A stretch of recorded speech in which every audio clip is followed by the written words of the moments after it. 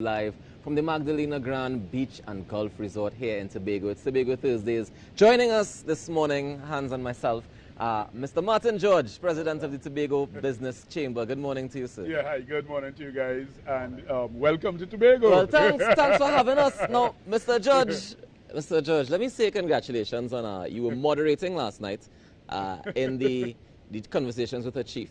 Yeah. Of course, we paid attention to it because good. as most of Tobago is very interested Yeah. to find out what these people vying for Chief Secretary had to say. Yeah. How do you feel about the conversation that happened last I night? actually found the level of discourse was quite good. It was very engaging. We touched on serious topics, and yet we were able to get to see a glimpse inside the personalities.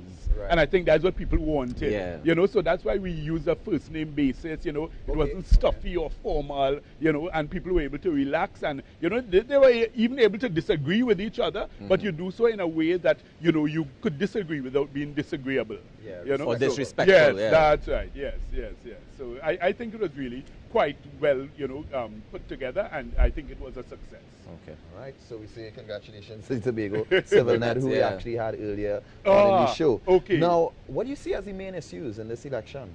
Well, the thing is, I mean, from a business perspective, I mean, certainly we think that we have to look at the questions of, you know, how do we start to rebuild the Tobago private sector, the Tobago economy, Right. It has taken a tremendous hit. I mean, it was already on life support even before the pandemic, Right. and that's the reality, Yeah. you know. But, you know, with the pandemic, I think, you know, basically it's your final rights, they've been administered, you know. So therefore, we have to look at how is the leadership going to take charge of helping to rebuild that sector, because the reality is you have 66% of your workforce being employed by the THE. That is unsustainable in Yeah. any society. You can't Yeah. have the governing body employing so large a percentage of the workforce. So therefore you have to encourage the entrepreneurship. You have to have the incubators for young persons who can now see an opportunity to develop, to be able to go into business for themselves. You have to have the training programs, because that's where it comes to, you know, financial literacy, being able to manage money, being able to manage your business, being able to manage yourself.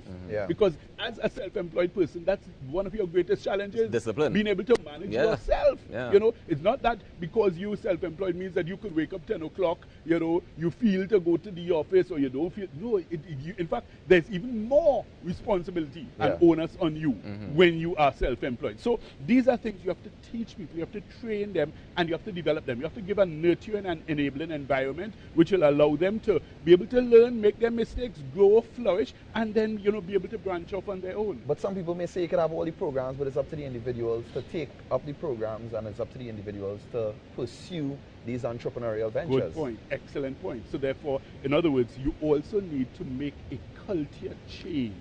And that's in one of the terms topics that came up thinking last night. and Yeah. the mindset. That's right. Because Yeah. you see, in fact, I think one of the guests said so. They said that, you know, the thinking of many Tobagonians is, look, let me just get a safe THA job, Right. and I'm okay. You know, so therefore they look for that, or a THA contract. But the point is that culture change has to come about, and it has to be led from the top. You know, if you think back to the example of Singapore, right? Right. When Lee Kuan Yew took over, you know, I mean, he decided, listen, we are going to change the culture of the place. You know, so the corruption, the mismanagement, the nepotism, the cronyism, which was all part and parcel of normal everyday business. He said, no, all of these things are going to change. And I mean, now everybody sings his praises because Right. they have recognized The the difference, value yeah. that he has brought to their society by bringing about these changes. You know, I mean, Singapore is a quarter the size of Trinidad. I always like to remind people of that. Yeah. It is a very small island, very, very small. But the point is, they are the fourth largest financial center in the world. You know, they are one of the largest and busiest ports. You know, they are one of the most developed nations in terms of, you know, their sophistication in terms of financial matters and, you know, dealings. So therefore, we can learn so much from other countries if we are willing to make that mindset change. Do you think it's possible? Do you think that we have the resources in place, or do you think just the Chief Secretary changing would be able to make something like that happen, like the cultural change? What sparks that? You say leading from the top, but I mean, even if one person comes in at the top and says, yes, I want to make that change, the whole system how do we change the system that Right. serves? So the point is, it will take time. That's the first thing. Yeah. Right. But you must have that vision. And that is what is needed desperately at this point. You must have that vision to decide, hey, listen, we have to start doing things differently. You can't come in and say, well, look, it's going to be same old, and expect that there's going to be a change. Exactly. Right. So there must be that vision. There must be that leadership. You must have a team around you who also share that vision. Yeah. And then now you have to sell that vision to the population, sell that vision to the nation. You have to sell that vision to them to say, hey, listen, we can be the best that we can be. You know, I mean, and you see, let me tell you, people can adapt. I can tell you something. I'll give you an example. When we first came to Tobago to set up our law firm, we set some parameters and some guidelines. We said, listen, okay, now there's a culture, again, Right, culture. right, There's a right. culture in Tobago where persons will just, drop in to your office and Yeah. say, well, I come to see my lawyer. And we said, no, To make an it appointment. can't work so. Yeah. Right. You must make a fixed appointment because we have a schedule that we work by. When we set our day, there are fixed times that we have things to Yeah. do. So therefore, you can't just show up. Right. And I mean, it took a while, but people have fallen into line. They understand that, and they go along with But it what now. you're saying here technically is that the private sector can influence the change Of the culture.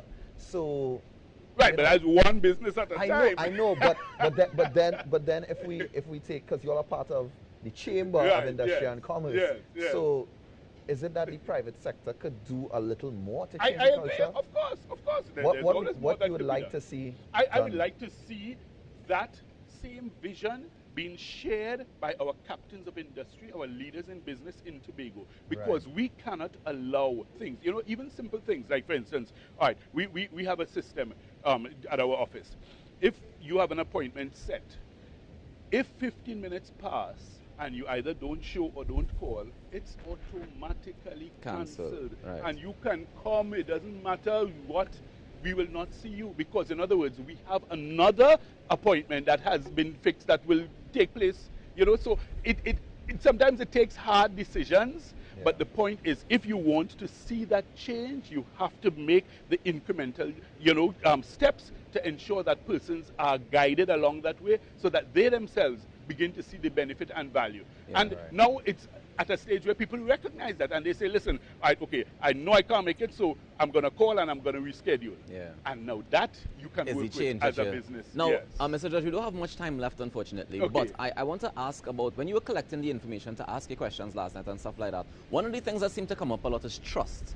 Yes. And the Tobagonians not having trust or questioning their trust of the leaders of all these parties or some of the members of these parties or the people going up for election. How has that been able to influence what you've been seeing happening? Well, the thing is, you see, I think the politicians in TNT have themselves to blame for that. That's the reality. If you understand me. You look at our history in TNT, our politicians have largely failed us. They have come with the greatest of blandishments and promises, and, they promise you the sun, moon, and stars. And then when they elected, the same people who would come by you begging for your vote, they turn up their glass and they're sitting in the back with the chauffeur and they drive past you, they ignore you. You try to call them, they say, no, we can't see you, So the point is, they have broken that trust. So therefore, it's understandable why people are skeptical. Even if you have a new team that's coming with fresh ideas, people still look at them, through that rose-colored lens, because they feel that, look, you might just be more Another of one the of same. one of Yeah, them. thank All you right. very Well, much. Mr. Judge, unfortunately, we have to stop there. But Sure. I thank you so much for joining us this morning. a pleasure, And as thank you always. for being here with us, Trinidad and Tobago.